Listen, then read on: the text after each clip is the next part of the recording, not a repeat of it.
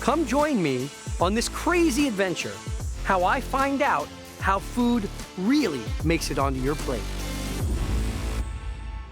So I got pretty much everything except sunflower oil. There were no sunflower seeds to be found. Hope that's okay with Chef. It's been such an incredible adventure around Austria. The harvesting, the visuals, the people. There were some things I couldn't get, but we have them in the pantry. I've gotten them before. So the wheat, the mustard. But then there were some things I've never done before. This right here is a gift to you. This is rock salt. We went down into a mine. This is 250 million year old sea salt right here. And I hammered away with it, which was unbelievable. But I'm ready to cook. I will teach you making our Wiener Schnitzel. I love it. Let's do it. Where do we start? We start with preparing our potato field salad. Okay. So you cook these potatoes for 45 minutes? Yes. Okay. He started without me. You don't use a peeler? No, you see? Oh, wow. We have to cut the onions Okay. and chive. Yep. I don't know how to sharpen these knives here. 45 degrees. Don't get cocky, David. Don't get cocky. Show me what we're doing here.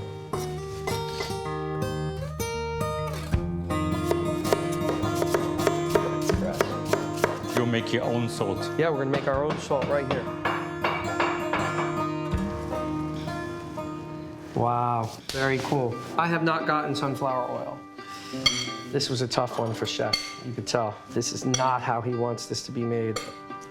So Chef prepared the restaurant's version this morning for me, and we're gonna taste the two versions side by side. Pumpkin. I try also yours.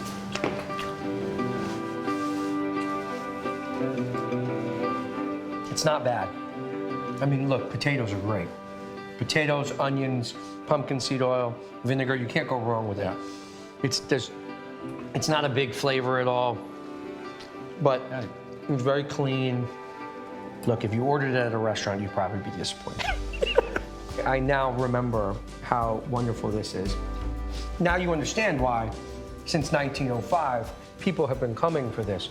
It's the perfect side for our schnitzel. These rolls are handmade. Yeah. I tried for 5 days. Boom. Nice. Yep. Okay, let's start with the meat. The first piece, we cut it like butterfly. Why do you butterfly? The piece is different, the size is different. And you're trying to keep them more the uniform. first cut you make butterfly, and after you can Cut straight cut it a through. little bit bigger. Is that right? Perfect. Just this side. Okay. I think it's ready. So this is the part where you start getting super hungry, right? Everything's been building up for a week. We are ready to fry. Okay. Pan fried. We were unable to get the sunflower oil. Is that what you usually cook it in? Yes, we can use both. You can use seed oil, but you can also use only clarified butter. And why would you clarify it? Why don't you just use that? Why don't you just fry it in? Because there's a lot of water inside. And you're just trying to get to the fat. Yeah. Once it's melted, what do? We are waiting for the foam. This white stuff? Yeah, the white stuff, yeah. That's what clarified butter is. It's when you remove the water. There's also a lot of water inside. Yeah. Is this done? Yes, Is this clarified? Now it's ready, yes.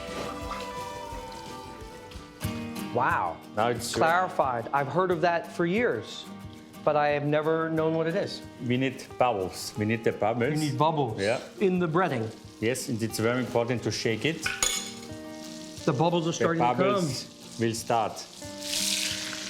Oh, wow. Perfect. That is puffy and crispy golden brown. Look at that. That's real gold in the pan.